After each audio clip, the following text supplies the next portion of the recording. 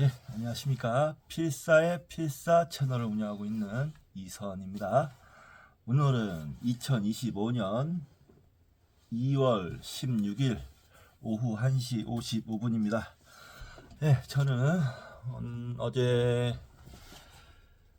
밤에 촬영을 마치고 동태찌개를 끓여가지고 그냥 아주 무, 두부, 파, 콩나물, 마늘, 동태에다가 뭐였지? 가자미도 넣고 해가지고 맛있게 끓여 먹고 술도 한잔 하고 소주 한잔 하고 12시 넘게 잠이 들었습니다. 늦게 잤어요. 늦게 잔 다음에 오늘 아침에 늦게 일어나서 씻고 영화를 한 편 봤습니다. 제럴드의 게임이라고 매블쇼에서 추천하는 영화였는데 호러 영화였는데 나름 재밌게 봤습니다. 기대보다는 좀 그랬는데 나름 죽음의 위기에 처한 여자가 옛날 일을 회상하면서 그 위기를 살출하는 그런 과정이었는데 재밌었습니다 나름대로. 그리고 씻고 밥 먹고 지금 조금 늦게 자리에 앉았는데요. 오늘은 어제 밤에 했던 유전자 지배 사회 오디오북을 4장을 마저 끝내고 정연이 바람을 새러 갈 생각입니다. 정연이 산책을 또 시켜줘야 되니까 산책 갔다 올 생각이고요. 오늘 또 한번 노래를 잔나비 노래를 한번 또 불러볼까요? 아주 영만 형님이 좋아하시는 것 같아요. 제가 노래를 부르니까 영만 형님이 반응이 아주 괜찮은 것 같습니다. 어제 불렀던 노래는 잔나비의 전설이라는 노래였고요. 오늘 부른 노래는 잔나비의 외딴섬 로맨스 한번 불러보도록 하겠습니다. 이 노래도 좋아요. 외딴섬 로맨스.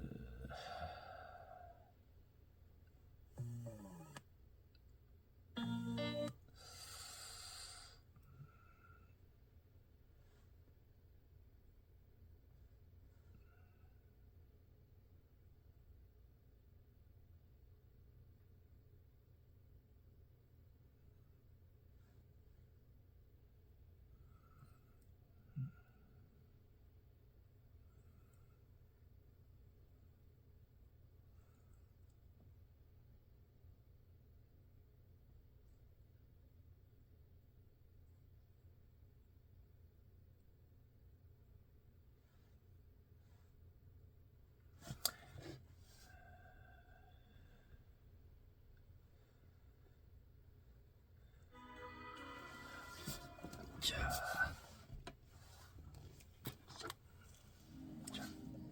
불러보도록 하겠습니다.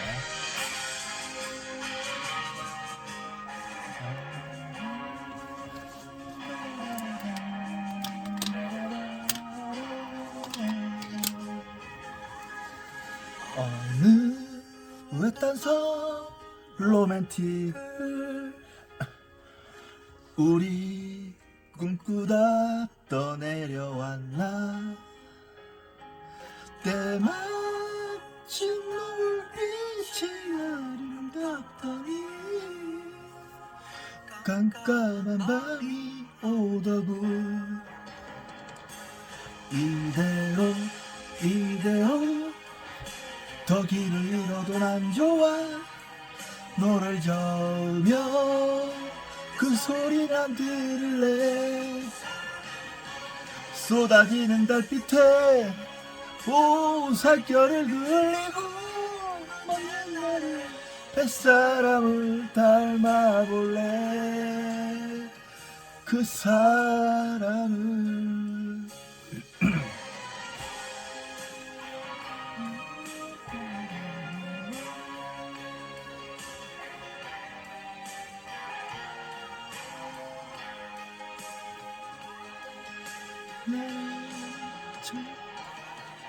나는 처음부터 다 알고 있었지.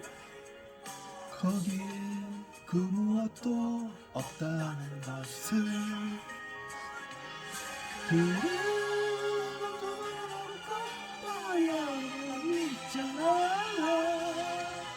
기꺼이 함께 가주지. 이대로 더 길어도 난 좋아. 너를 저으며 그 소리를 난 들을래.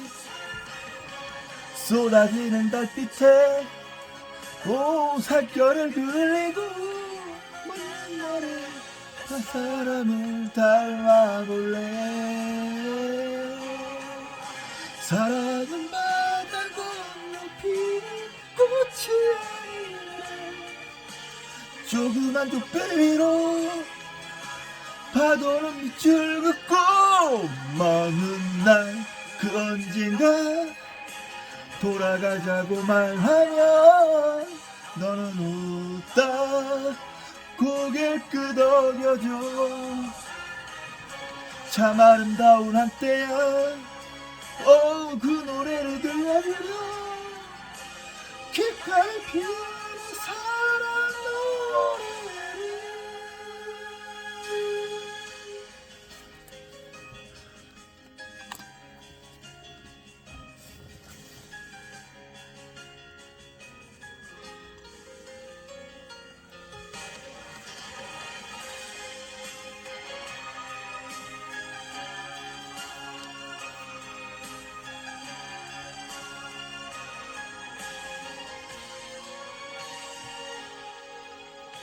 예.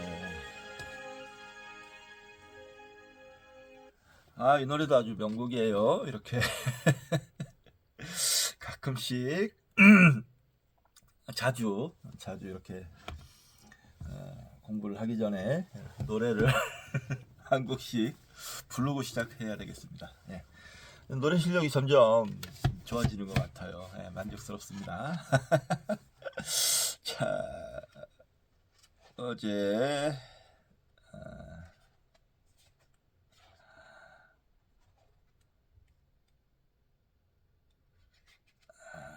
몇 페이지까지 했지?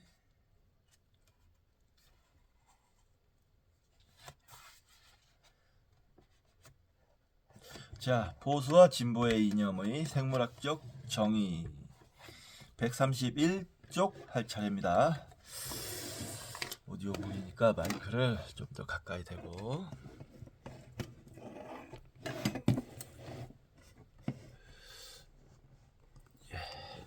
예, 해보도록 하겠습니다. 보수와 진보 이념의 생물학적 정의. 그렇다면 이 모든 연구 결과들을 종합하면 보수와 진보는 자연 과학적으로 어떻게 정의되며 그 내재적인 가치관이란 무엇일까?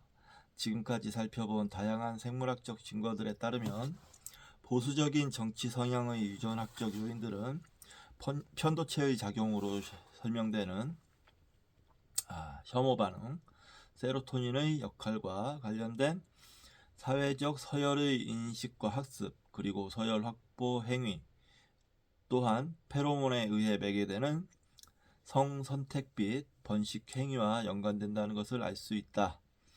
신경 전달 물질들에 대한 인간 집단 유전학 연구 결과들을 통해 진보 성향을 설명하는 도파민에 비해 세로토닌의 활성은 일관되게 진화적으로 유리한 방향으로 작용해 왔다는 것을 곧도 알 수 있다.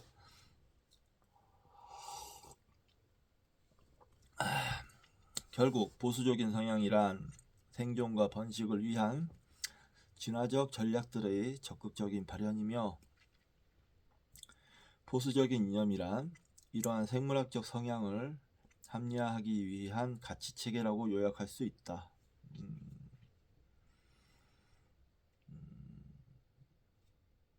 예, 이 부분은 중요한 부분이고 동의할 수 있을 것 같습니다. 보수적인 성향이란 생존과 번식을 위한 진화적 전략들의 적극적인 발현이며, 보수적인 이념이란 이러한 생물학적 성향을 합리화하기 위한 가치 체계라고 요약할 수 있다. 중요한 부분이에요. 네, 이 부분은 동의하겠습니다. 이 가치 체계를 설명하는 것 중 하나가 앞서 설명한 체제 정당화인데, 이 이론의 문제는 2장의 서두에서 언급했듯이 인간의 사회와 문화가 변동적이고 다양하기 때문에 보수가 정당화하고자 하는 현 상태를 어느 특정한 사회나 문화라고 꼬집어 말할 수 없다는 점이다. 보편적인 현상이란 뜻이죠. 한 가지 예로 사회주의나 공산주의 사회에 속한 보수 성향들의 사람들이 자유시장 체제에 비해 그 사회의 현 경제 체제를 더 옹호한다고 볼 수 없다. 세계 어디서나 보수의 이념은 자유시장 경제와 맥을 같이 한다.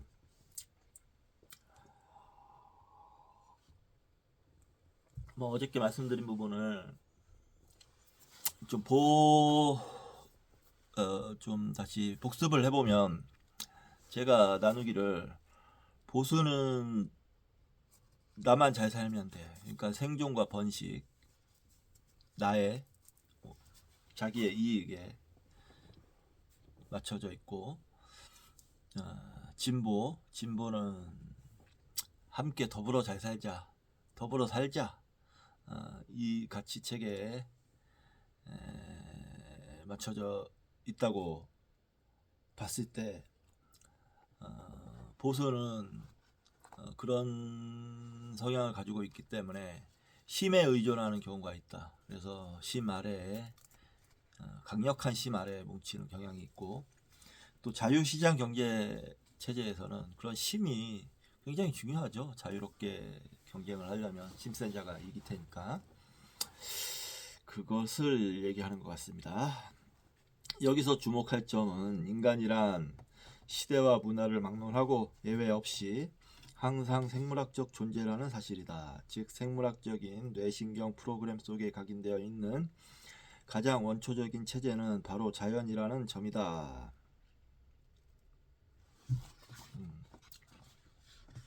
이렇게 보면 자연의 원리와 법칙 혹은 섭리야말로 보수가 중시하며 지키고 따르고자 하는 내재적 가치이며, 이러한 심년 체계는 진화의 성공적인 산물로서 유전자 변이에 새겨져 있다고 할 수 있다. 미묘하지만 이게 맞는 말이긴 해요. 보수의 깊은 뭐랄까 가치라고 하면 자연의 원리와 법칙, 섭리를 중요시해야 되는 게 맞죠.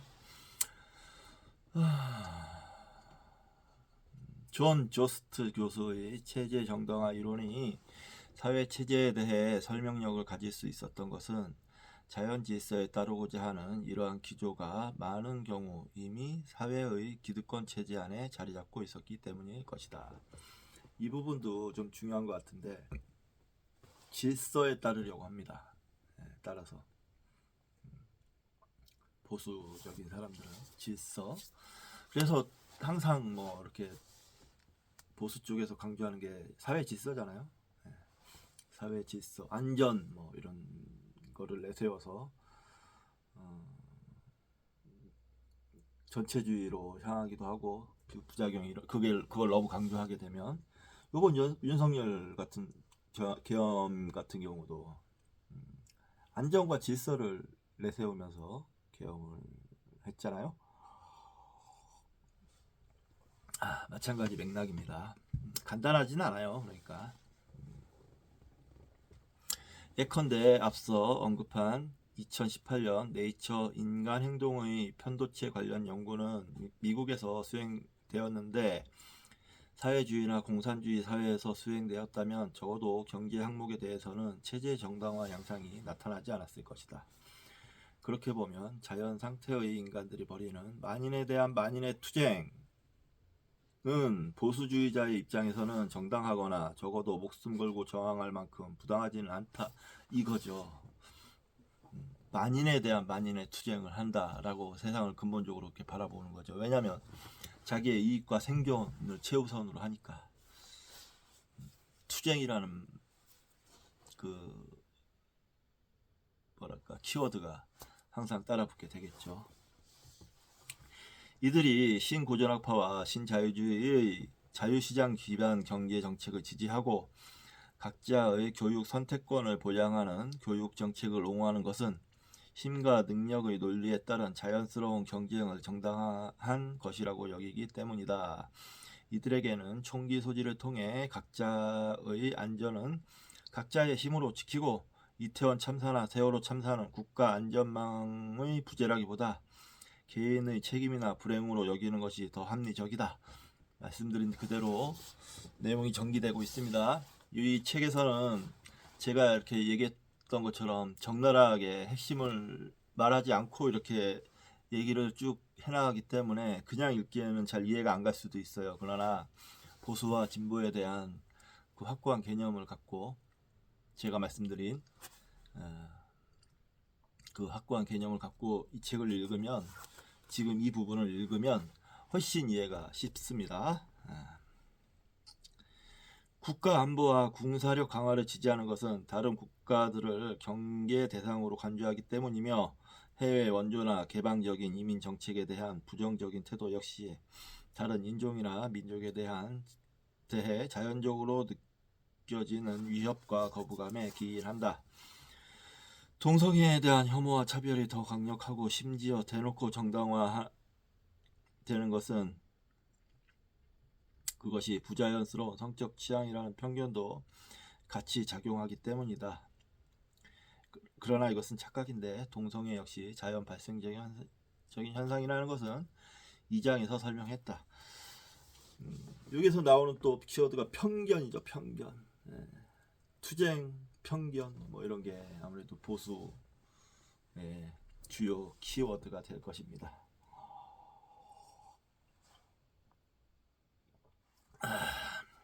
낙태는 자연스럽게 주어진 생명을 인위적으로 빼앗는 행위이기에 결코 용납할 수 없는데, 이러한 입장을 미국에서는 생명 존중이라고 표현한다. 이 낙태 부분은 아무래도 종교적인 생명 존중 뭐 이런 입장의 기저에는 종교적인 이유가 가장 크다고 볼 수 있습니다. 그러나 총기 사고로 숨지는 생명은 문명에 의해 타락한 순수한 자연에서 벌어진 사람들의 이야기로서 큰 관심의 대상이 아니다. 특히 낙태 시술을 필요로 하는 이들이나 총기 사고로 숨지는 이들은 가난한 여성이나 범죄에 노출되는 흑인과 같은 약자나 낙오자로서 이들의 생명은 어차피 자연적으로도 별 가치가 없다고 여겨질 수 있다. 과학기술과 근데 이 방금 전에 말씀드렸던 흑인이나 가난한 여성 뭐 이런 거는 진보의 가치로 봤을 때 포기할 수 없죠. 왜냐하면 진보에서 어떤 범위를 정해놓고 딱 자르는 순간 그 진보가 될 수 없습니다. 더불어라는 건 모두 더불어예요. 인간 모두. 그렇기 때문에 진보의 가치를 실현하는 것이 훨씬 어렵습니다. 당연히 그 높은 정신적 수준과 교양 수준, 그리고 강한 의지 이런 게 요구가 됩니다. 과학기술과 종교에 대한 태도 역시 자연에 대해 이루어지는 체제 정당화와 관련이 깊다. 먼저 과학기술은 기본적으로 자연을 인위적으로 가공하고 변형시키는 것을 목표로 하므로 자연 그대로를 정당하게 받아들이는 이념과는 갈등이 발생한다. 또한 3장에서 논의한 새로운 것과 위험 가능성에 대한 경계심은 자연에 없던 새로운 것을 창조해내는 과학기술에 대해서도 유사하게 작용할 수 있다. 이 부분은 근데 이제 녹색당, 환경보호를 강조하는 뭐 이런 사람들이죠. 그런 사람들이 이제 좀 좌파, 진보 진영에 속한다고 봤을 때 조금 다르게 해석하고 있는 부분입니다. 물론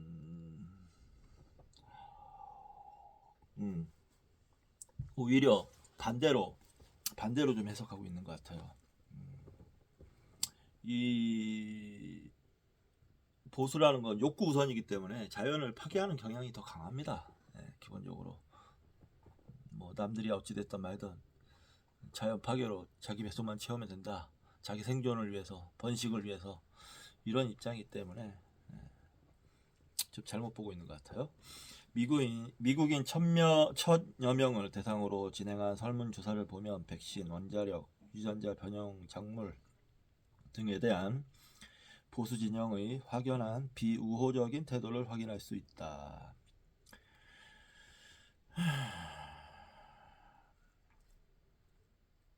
공화당이 과학 정책과 투자에 미온적인 것도 잘 알려져 있다. 대표적인 예로 2001년 조지 부시 대통령은 인간의 존엄성을 해칠 수 있다는 종교계의 우려를 빌미로 줄기세포 연구비 지원을 중단하겠다고 발표했다.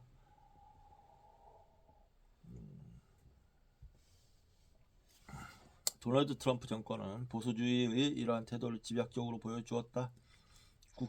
국제학술지 네이처는 트럼프 대통령이 집권 기간 중 과학에 악영향을 미친 사례로 환경보호청, 국립보건원 등 여러 과학기관에 대한 재정 삭감, 미 항공우주국의 달 착륙 계획 수정, 파리 기후변화 협약 탈퇴, 그리고 코로나19 대유행에 대한 주먹구구식 대응 등을 지적했다. 또한 과학자 892명을 대상으로 시행한 설문조사에서 응답자 중 86%가 조 바이든 민주당 후보를 지지한 데 반해 트럼프 대통령 지지는 8%에 그쳤다고 밝혔다. 사이언스는 조 바이든 전 부통령이 대선에서 승리할 경우 미국 과학계의 큰 기대를 받게 될 것이고 트럼프 대통령과는 달리 과학과 리더십을 활용해 코로나19 대응에 나설 것이라는 기대를 표명하기까지 했다. 이게 보면 미국 그 코로나 닥쳤을 때 얼마나 참담했습니까? 그 트럼프가 제대로 대응을 하지 못해서 수많은 사람이 죽어 나갔어요. 그때 그런데도 불구하고 미국 사람들은 트럼프를 지지했습니다. 뭘 뜻하는 것일까요? 결국에는 미국 사람들도 옳고 그름에 대한 판단을 그때의 판단을 제대로 못한다는 뜻인 것 같아요. 제대로 못한다. 아마 그 지금 우리나라에서 벌어지고 있는 것도 마찬가지입니다. 이제 그 코로나19가 지금 지나고 나서 미국 사람들이 트럼프의 실정이나 그런 거를 싹 잊어버렸듯이 우리나라도 윤석열 계엄에 대해서 한 1년만 지나면 상당 부분 잊혀지거나 시석될 거예요. 근데 역사의 진보를 믿는 저의 입장으로서는 조금씩 변한다. 한꺼번에 확 변하는 건 혁명이죠. 조금씩은 변해갈 것이다 라는 걸 믿고 있습니다. 예를 들어서 뭐 지금 진보 세력과 보수 세력의 비율이 뭐 40대 60, 55대 45 뭐 이 정도라고 치면 그게 조금씩 비율이 변할 거다. 조금씩 이번 일을 계기로 또 이제 좀 변하고 이런 식으로 나아가는 것이 아닐까 그렇게 생각합니다. 한국의 경우 보수 진영의 우상인 박정희 대통령이 과학기술에 전폭적인 지원을 하는 등 과학기술이 국가 경제 발전의 원동력이라는 인식이 강하게 퍼져 있기 때문에 보수층에서도 과학의 위상이 높은 편이다. 그러나 기본적으로 국민 개개인의 과학에 대한 태도에서 진보층과는 확연한 차이가 난다. 대표적으로 코로나19 백신에 대한 여론조사 결과 진보층과 보수층의 백신 신뢰도는 각각 60%와 39% 백신 수용성, 백신을 맞을 것인지에 대한 긍정적 대답을 50분 각각 83%와 47%로 큰 차이를 보였다. 미국 공화당 지지자들 가운데 백신에 반대하고 마스크를 거부한 사람이 많았던 것과 같은 맥락이다. 이 사람들 코로나19 때 많이 죽었잖아요. 백신 안 맞고 마스크 안 쓰고 그랬던 사람들 훨씬 사망률이 높았어요. 과학에 대해 보수와 진보는 이념이나 태도만이 아니라 인지적인 차원에서도 차이를 보인다. 런던 대학교 정치경제대학의 가나자와 사이토 교수는 지능의 역설에서 진보적 성향의 사람들이 평균적으로 지능 지수가 높다는 조사 결과들을 제시한다. 사토시 교수는 과학적 사고와 논리 능력이 핵심적인 역할을 하는 현대적 개념의 지능 지수가 높다는 것은 진화적으로는 부자연스러운 성질이라는 점을 지적한다. 그렇죠. 보통 진화적으로는 그냥 생존만 하면 돼요. 예. 생존만 하면 되고 편하게 살면 그걸로 끝입니다. 근데 과학적 사고, 논리 능력을 높이려면 정말 노력해야 되거든요. 저처럼 이렇게 책도 읽고 공부를 항상 해야 되고 쉬운 일이 아니잖아요. 그렇기 때문에 자연스러운 일은 아닌 거죠. 인간이 이렇게 공부를 하고 뭔가 발전을 하려고 하는 모습이 지금 이 자리는 여러분들과 제가 같이 이렇게 발전해 나가기 위한 자리로서 존재하는 겁니다. 예. 그렇지 않다면 이런 방송이 별 이유가 소용이 없겠죠. 물론 뭐 제가 스스로 공부하기 위해서 만들었다고 하지만 그래도 그 이면에는 그 근본에는 소통을 좀 하고 싶다. 다른 사람들과 이렇게 지식을 나누고 지혜를 나누고 이런 자리를 좀 갖는 것이 좋겠다 해서 만든 게 맞습니다. 예. 자, 확실히 지능이 높은 사람은 뛰어난 의사, 뛰어난 우주 비행사, 뛰어난 과학자가 될 수 있다. 그런 직업은 진화의 관점에서 볼 때 새로운 것이기 때문이다. 그렇지만 그런 것들은 모두 인간의 생활에서 중요한 일들은 아니다. 우리 인간은 의사나 우주비행사, 과학자가 될 수 있게끔 만들어지지 않았다. 맞는 얘기예요. 그냥 우리 먹고 싸고 자고 섹스하고 뭐 살아가면 사실 그걸로 생물학적으로는 다 하는 겁니다. 실제로 현대 사회에서 말하는 지능 지수는 사회적 관계를 잘 맺거나 성공적인 연애를 하거나 좋은 부모가 되거나 길을 잘 찾거나 하는 생존이나 생활과 관련된 지능과는 오히려 상반되는 경우가 많다. 다시 말해 지능 지수가 높은 사람들 중에는 헛똑똑이가 꽤 많다.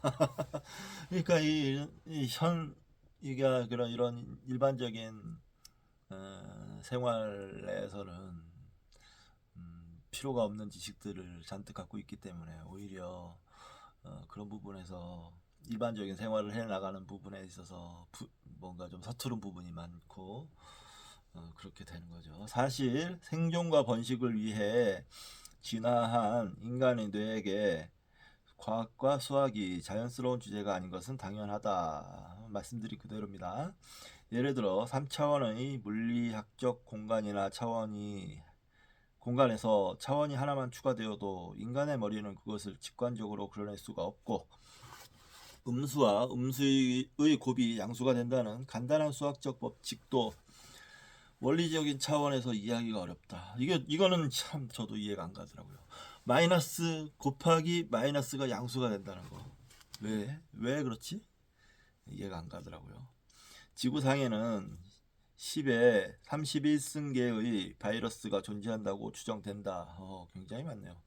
이들을 한데 모아 나란히 세우면 그 길이가 1억 광년에 이르는데 이는 우리 은하 500개를 이어놓은 것과 같다. 그러나 바이러스의 크기도 10의 31승이라는 개수도 1억 광년이라는 거리도 우리 은하 500개라는 규모도 모두 우리의 두뇌로 처리하기에는 너무나 버거운 수치들이다. 양자역학은 거시세계를 인지하도록 진화된 인간의 뇌로는 도저히 받아들일 수 없는 세계의 결정체다. 양자 역학만큼은 아니지만 진화론 역시 난해한 개념이며 방대한 분자 생물학, 해부학, 발생학, 생태학 지식 없이는 완벽히 이해하기가 어렵다. 그렇습니다. 저도 뭐 지금 뭐 여러 가지 책을 읽고 있지만 이 기억을 좀 되살려 보면 다인의 진화론을 읽으려고 여러 책을 좀 사들이기 했어요. 좀 이제 어느 정도 지식이 쌓이고 나서 읽으려고 하고 있습니다. 여전히 이해하기는 어렵기 때문에. 미국 캘리포니아 옥시덴탈 칼리지의 심리학과 교수 앤드루 스툴먼이 사이언스 블라인드에서 지적했듯이 이러한 이유로 사람들은 진화론보다 창조설화를 더 쉽게 받아들인다. 그렇죠. 쉽잖아요. 신이 뿅 하고 만들었다. 세상을. 쉽잖아요. 아직도 쉬우니까 그냥 받아들이기가 쉬운 거죠. 아직도 지구가 평평하다고 믿는 이들이 있는 이유나 생물에는 무생물과 달리 목적을 실현하는 특별한 생명력이 있다는 생기론적 사고가 만연한 것도 마찬가지 맥락이다. 헬렌 피셔가 정리했듯이 보수 성향의 사람들은 이론적이고 복잡한 것보다 직관적이고 분명한 것을 더 선호한다. 그렇겠죠, 뭐. 게다가 편견, 고정관념, 확증 편향, 거짓 정보에 취약한 경우 음모론이나 유사과학에 빠질 위험성도 높다. 그렇죠. 그래서 보수 지금 보면 보수 세력에서 뭐 음모론, 가짜 뉴스, 뭐 거짓, 가짜 뉴스 이런 거 그냥 막 넘쳐나잖아요. 지금 뭐 선거 조작이라든지 뭐 중국의 뭐 개입이라든지 뭐 미국에서 트럼프가 뭐 저기 윤석열을 구하러 올 것이다 뭐 이따위 말들 막 그냥 막 그냥 아무렇게나 하잖아요. 다 그냥 받아들이니까 하는 거겠죠. 씨알도 안 먹힌다면 하지도 않을 텐데. 한편 보수주의의 친종교적 성향은 주로 미국인들의 기독교에 대한 태도를 근거로 밝혀진 것이다. 기독교와 이슬람교는 온 우주와 생명체를 인격적인 유의신이 창조했다는 것을 기본 믿음으로 하는 종교로서 자연의 질서를 신의 섭리로 간주하므로 당연히 자연을 정당화하는 이들의 관념에도 잘 부합한다.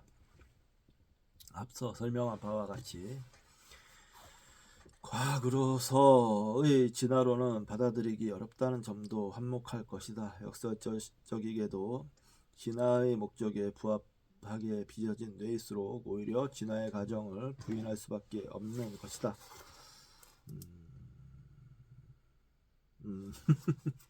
진화 세포 연구나 낙태에 대해 반대하는 데도 신의 섭리를 지키고자 하는 이러한 종교적 신념의 역할이 상당히 크다. 힌두교 역시 우주 만물과 자연 법칙 안에 내재된 신을 상정하는 범신론 사상에 기초하는데 실제로 그 근원은 고대 인도 베다 시대의 불, 바람, 비, 폭풍우 등을 섬기던 자연 숭배의 한 형태에서 출발한 것이다.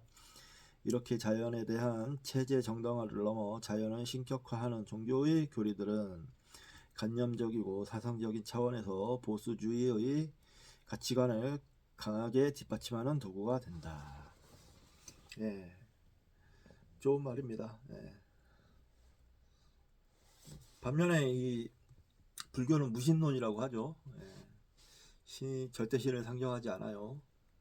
모든 건 연기에 의해서 우연히 이루어지고 필연적으로 사라진다 라고 말하고 있습니다. 제가 재작년에만 해도 기독교에 대한 공부를 좀 했었는데 기독교의 가치는 유일신에 있다기보다는 거기에서 파생된 철학의 과정, 철학적 여정, 그리고 그 결과 필연적으로 만나는 인본주의, 여기에 있는 것이지 신에게 복종하고 뭐 이러고 이런 거에 있는 것 같지 않더라고요. 자, 더 공부를 해야 되겠지만 생물학적인 측면에서도 보수주의의 종교적 성향이 설명된다. 최근 종교에 대한 학문적 연구의 커다란 흐름 중 하나는 종교의 발생을 문화보다는 자연 현상으로 이해하고자 하는 접근, 특히 진화론과 인지과학을 토대로 인간의 종교적 성향의 기원을 설명하려는 시도들이 많았다는 점이다. 예를 들어 저명한 진화생물학자였던 에드워드 윌슨 교수는 우리가 앞서 살펴본 동물들의 사회적 서열에 따른 복종 행동이 신이라는 지배적 존재자에 대한 숭배로 투영되어 나타나는 것이 종교적 행위이며, 따라서 생존 번식 가능성을 높이는 하나의 적응적 행동으로 종교가 발생한 것이라고 주장한다. 뭐 직관적으로는 맞는 말인 것도 같아요. 근데 아직 뭐라고 정확히 판단하기는 좀 그렇네요. 좀 더 읽어보겠습니다. 그러나 진화적 기원이 존재한다는 것이 반드시 진화적 이점이 있었다는 것을 의미하지 않는다. 진화적 이점이 있었던 어떤 적응적 인지 능력들의 부산물로서 종교가 발생했을 가능성도 크다. 자연에 대한 과학적 지식과 문명의 보호막 없이 늘 수많은 위험에 노출되어 있던 인류의 선조들에게는 적과 포식자의 존재를 탐지하거나 자연 현상과 사건들의 원인을 추론하거나 싸울 것인지 협력할 것인지를 두고 타인의 마음을 헤아리는 인지 능력이 필수적이었을 것이다. 이 감각을 행위자 탐지, 인과관계 추론, 마음 이론이라고 부르는데, 파스칼 보이어를 비롯한 종교 부산물주의자들은 이러한 적응적 인지 능력들이 초자연적 존재인 신에게 투영된 것이 종교의 기원이라고 주장한다.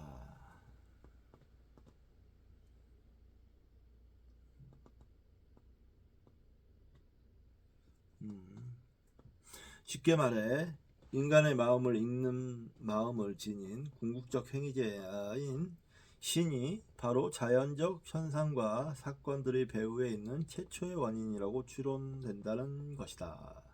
예를 들어 어린아이들은 누가 가르치지 않아도 어둠 속에서 귀신이나 유령처럼 보이는 존재를 본능적으로 찾아내고 무서워한다. 윌슨 교수가 지적한 사회적인 서열 행동이나 행위자 탐지를 위한 경계 심리와 같은 것들은 우리가 이 장에서 살펴본 보수주의의 생물학적 성향과 일치한다.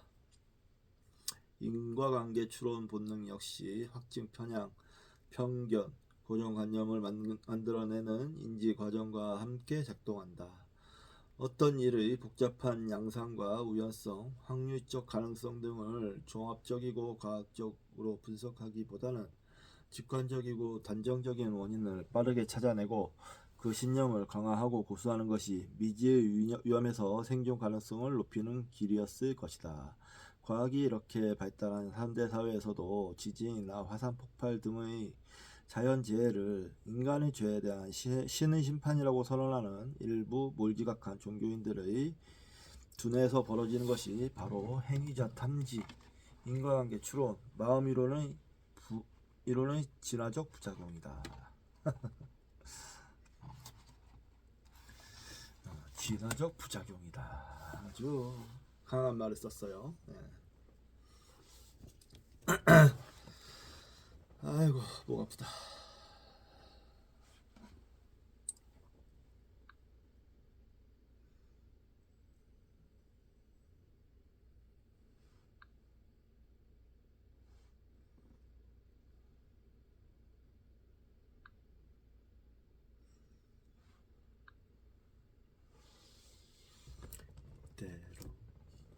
이대로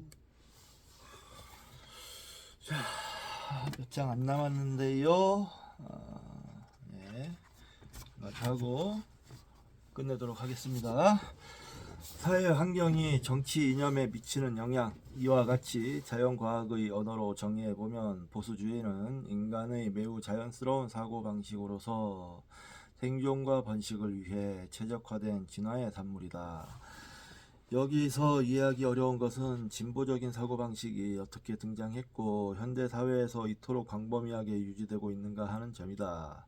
진보적 성향과 연관되어 그나마 잘 연구된 유전 변이는 도파민 수용체 7R인데 앞서 설명했듯이 이 변이가 유도하는 형질, 즉 새로운 것을 탐색하는 성향은 항상 생존에 유리한 것은 아니기 때문에 양의 선택이 아니라 균형 선택이라는 결과를 낳는다.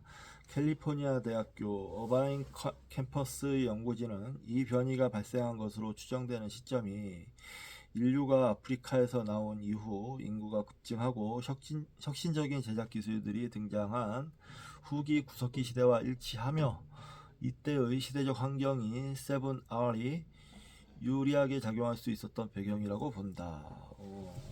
제가 지난 시간에 말씀드렸던 그 내용이 나오네요. 인류가 아프리카에서 나온 이후 그 시기를 얘기하면서 이제 도파민과 관련해서 말씀드렸는데 이 책에서 나왔었던 내용이었나봐요. 제가 지금 이 책을 읽기 전에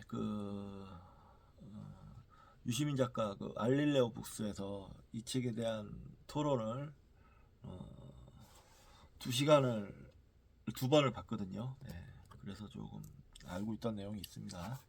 그리고 근래 들어 과학기술과 문명의 급속한 발달로 인해 생존의 위협을 점점 덜 받게 되면서 7R의 불리한 부분이 상당 부분 보호받았을 것이라고 추정할 수 있다. 주의력 결핍, 과잉, 행동장애의 유발 가능성을 높이는 등의 생물학적인 불리함이 여전히 존재하기는 하지만 말이다.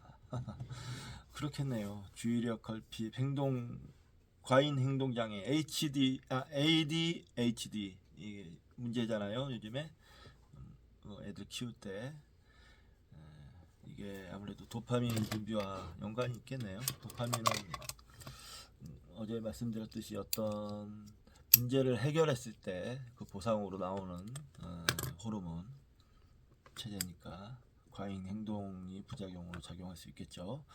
그런데 탐색 성향의 진화적 유불리를 떠나서 이해하기 어려운 점은 왜 자연이 만들어내는 경쟁과 서열을 거슬러 굳이 평등을 추구하는 사고방식이 등장했는가 하는 점이다. 당연히 체제 안에서 불리한 위치에 있는 사람들이 이런 입장을 취할 것이라고 추정할 수 있다.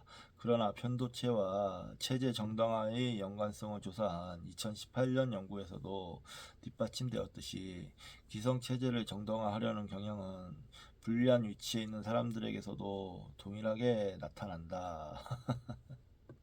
베블런도 유한계급론에서 가난한 사람들이 보수적 성향을 가지는 이유에 대해 일체 에너지를 당장 생존 투쟁에 쏟아 부어야 하는 절대 빈곤자들은 내일을 생각할 여유조차 없기 때문에 보수적일 수밖에 없다라고 말한 바 있다. 맞는 말이에요.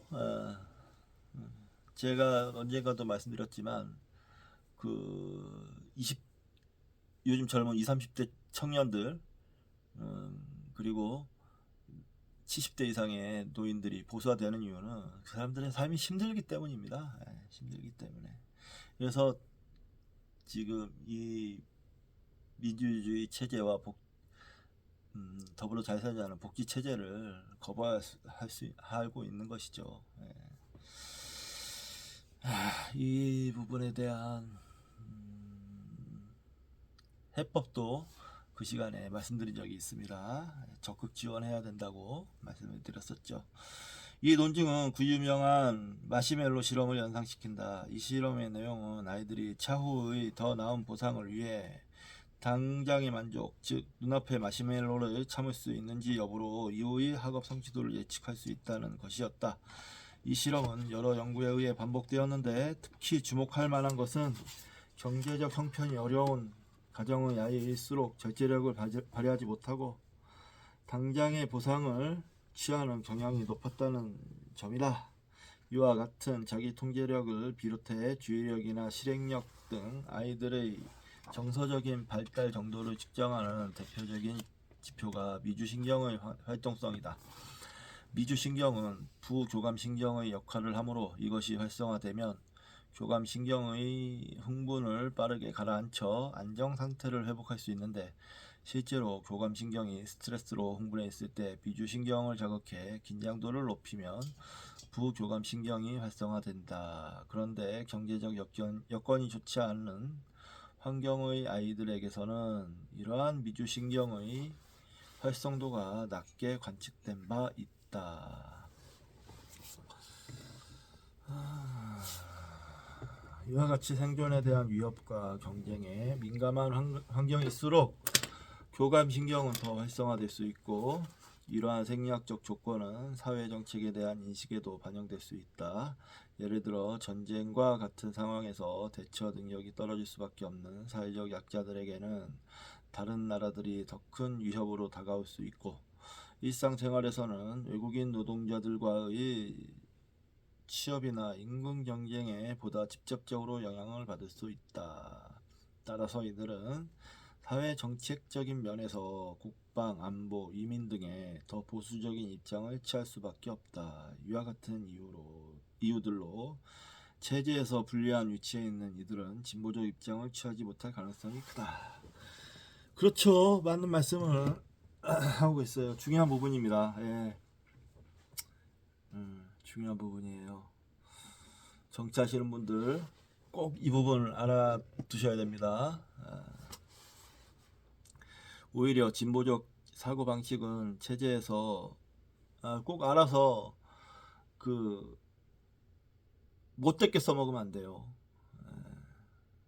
모두 함께 더불어서 잘 살 수 있는 방향으로 가야 됩니다. 정치하는 사람들이라면 모름지기 다수의 행복을 생각할 수 있어야 됩니다. 자신들의 이익보다, 자신들의 이익만을 추구하는 것보다. 이런 거 근데 더 막 안 좋게 이용해 먹는 정치인들 항상 있죠. 그게 또 위력을 발휘합니다. 슬프게도. 오히려 진보적 사회 방식은 사고 방식은 체제에서 유리한 위치에 있는 이들에게서 더 자주 발견된다. 실제로 보수층에서는 학계나 예술, 연예, 대중매체 등을 진보 진영이 좌지우지하고 있다는 불평이 많다. 미국 대학 교수진의 대다수가 좌파 성향이라는 것을 근거로 진보층이 학계의 헤게모니를 쥐고 있다는 주장이 나올 정도다. 한국도 마찬가지다. 노정태 경제사회연구원 전문위원의 신동아 2023년 3월호의 글을 인용해보자. 보수 지지층 사이에서는 불만의 원성이 높다. 대통령은 바뀌었지만 사회 전반을 쥐락펴락하는 건 여전히 진보 세력이라고 한다. 그러한 비난의 원성은 문화예술계를 향할 때가 많다. 지식인 사회 전체를 보더라도 사정은 마찬가지다. 서점가에서 정치사회 분야로 분류되는 책의 베스트셀러 순위는 언제나 진보 성향 필자들이 쓴 것이다. 보수의 문화적, 지적 자산은 빈약하다 못해 황량하다. 청년이건 노년이건 보수는 책을 읽지 않는다. 영화를 보고 드라마를 만들지도 않는다. 각자의 유튜브 화면을 보고 있을 뿐이다. 진보가 그러니까 수준이 높고 노력을 필요로 하는 것들이라는 반증입니다. 그러니까 더 어렵죠. 또 하나는 이게 역사가 발전하고 있다는 증거 같기도 해요. 사람들이 역사를 통해서 많이 배우면서 역사의 어두운 면들을 피하려고 노력한 결과로 이렇게 벌어지고 있는데, 근데 이것도 굉장히 빈약한 토대 위에서 이루어지고 있는 것이기 때문에 불안합니다. 사실은 언제 와야 될지 모르는 거고요. 그게 와야 된다면 세상은 파국으로 치닫겠죠. 지금 어쩌면 지금이 굉장히 특별한 시대일 수도 있어요. 특이한 시대. 걱정이 그래서 많습니다. 저 같은 경우는 그런 이유로 걱정을 좀 하는 편이에요. 앞으로의 세상에 대해서 그런 이유로 걱정을 하고 있습니다. 정치 이념이 나온 사회적 결과 몇 장 안 남았어요. 생물학적 근원이 무엇이든 간에 자연과 문명의 대립으로 대변되는 보수와 진보의 이념 차이가 낳는 결과는 상당하다. 기본적으로 문명은 인간의 생존과 번영을 위해 개발되고 발전하므로 문명이 자연 상태로 후퇴할 때마다 인간의 생존과 번영은 뒷걸음친다.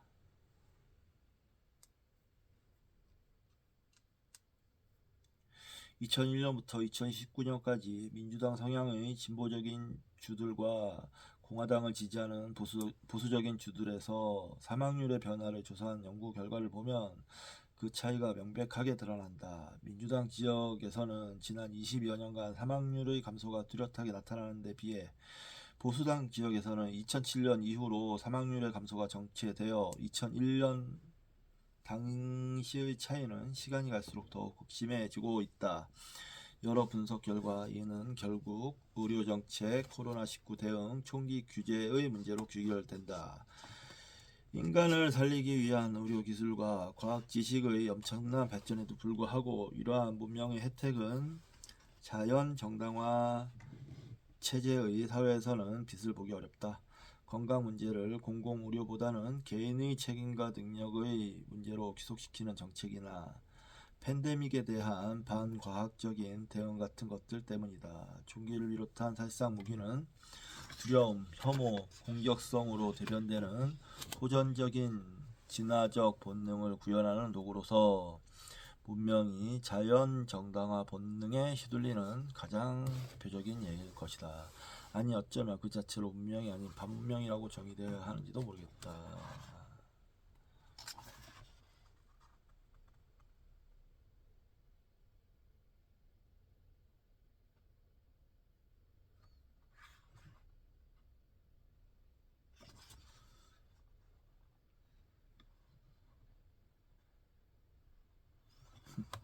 겉으로는 미국만큼 정치적 양극화와 대립이 극심해 보이지 않는 영국에서도 비슷한 일이 벌어지고 있다. 보수당이 공식적으로 추진한 유럽연합 탈퇴, 즉 브렉시트에 찬성표를 던진 곳은 주로 교육 수준, 임금, 사회 계층 등이 낮은 지역으로 집계되었다. 앞서 지적한 대로 가난하거나 불리한 계층의 사람들이 이민과 개방 정책에 대해 보수주의적인 선택을 내린 것이다. 그러나 탈퇴가 시행되고 1년 후에 이루어진 여론조사에서 응답자들의 60%가 브렉시트가 부정적인 결과를 가져왔다고 응답했으며 브렉시트에 찬성하거나 반대했던 응답자들을 통틀어서 고작 14%만이 긍정적인 평가를 내렸다. 2024년 현재까지 또 영국의 경제에는 이민자 인력 누출로 인한 노동력 부족, 복잡해진 수입 절차와 관세로 인한 수입 물가 상승 등이 누적된 결과로 진통을 겪고 있다. 의료 문제도 빼놓을 수 없다. 당시 영국의 야당 정치인 100여 명은 브렉시트가 영국 의료 시스템의 가장 큰 위협이라고 경고하고 나섰다. 영국의 자랑이었던 국립보건 서비스는 국가가 의료 서비스를 전담하고 전액 무상으로 처리하는 제도로서 가장 훌륭한 의료보험 체계라는 평가를 받았으나 브렉시트로 인해 유럽연합 출신의 의료인들이 대거 영국을 떠나면서 심각한 인력난을 겪었다. 영국의 유력 시사 주간지인 이코노미스트의 연이은 분석 기사에 따르면 인력 부족으로 인해 늘어난 대기 시간은 결국 응급 환자들의 사망률을 높였다. 게다가 1차 의료를 맡은 지역 의사들의 수도 브렉시트 이후로 계속 감소함에 따라 이들에게 진료받지 못한 환자들마저 응급부서로 몰리는 상황이다. 더군다나 의료 분야의 기초연구를 수행하는 연구원들도 속속 영국을 떠나고 있고 영국이 더 이상 유럽연합 회원국들 간의 공동연구에 참여할 수 없을 뿐 아니라 유럽연합으로부터 연구비를 지원받을 수도 없게 되어 브렉시트가 공중 보건에 미치는 장기적인 악영향 역시 막대할 것으로 예상된다. 유럽연합이라는 체제를 통해 다른 국가들과 연합하고 타민족에게도 문호를 개방해 서로의 번영을 꾀했던 문명을 거스른 반문명적인 선택의 결과는 결국 번영으로부터의 후퇴였다.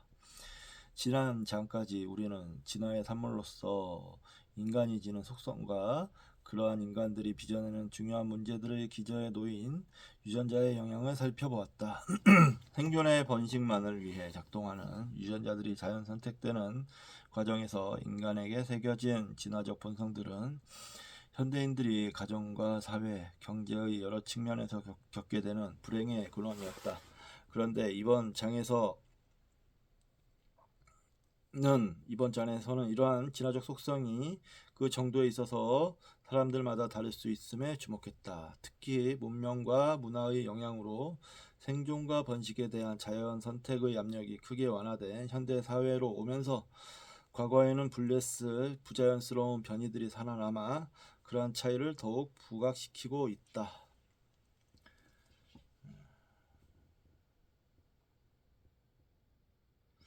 문명과 문화가 생물학적 진화에 미치는 영향은 현대 유전학의 주요 관심사 가운데 하나인데 이는 저개발 국가와 선진국 사이에서 잘 드러난다. 즉 진화적 적합도를 측정하는 지표인 생애 번식 성공률이 저개발 국가에서는 주로 전염병이나 영양결핍으로 인한 어린아이들의 사망률에 의해 좌우되는 데 반해 선진국에서는 그보다는 자녀를 얼마나 낳는지로 설명된다는 것이다. 여기에 빗대어 표현하자면 전염병이나 영양결핍에 취약해서 사라졌어야 할 다른 변이들과 마찬가지로 진보적인 성향의 변이들은 문명의 발달 덕분에 자연 선택의 역행에 살아남았다는 것이다.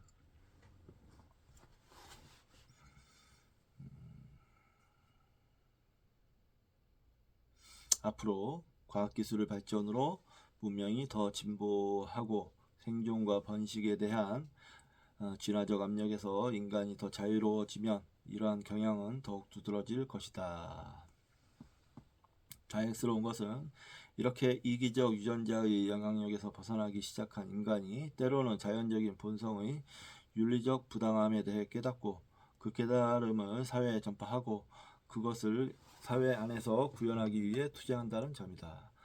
그러나 이념이 정당하다고 그 이념을 가진 이들이 모두 그에 걸맞게 판단하거나 행동하는 것은 아니다.